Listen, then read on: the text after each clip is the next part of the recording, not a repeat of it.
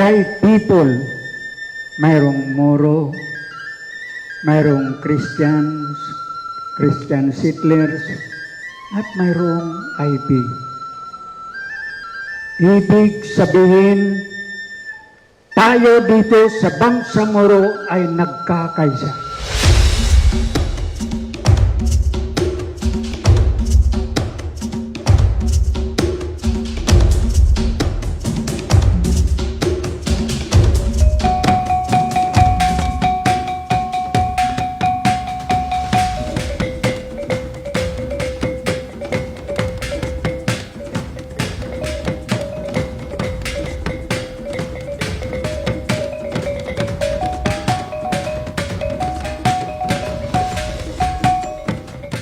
Its melody carrying the wisdom of generations and the aspirations of our people.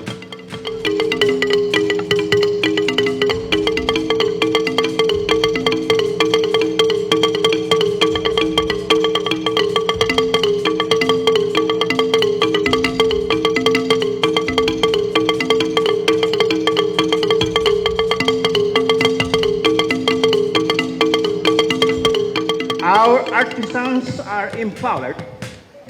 Our heritage remains the foundation upon which we build peace and prosperity.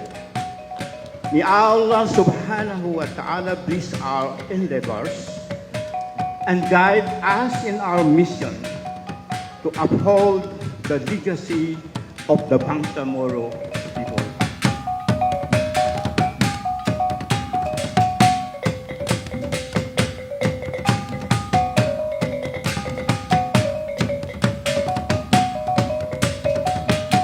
Isang paraan ito na mapapanatili natin ang ating mga nakaraang mga kaugalian na inintroduce sa atin ng ating mga ninuno.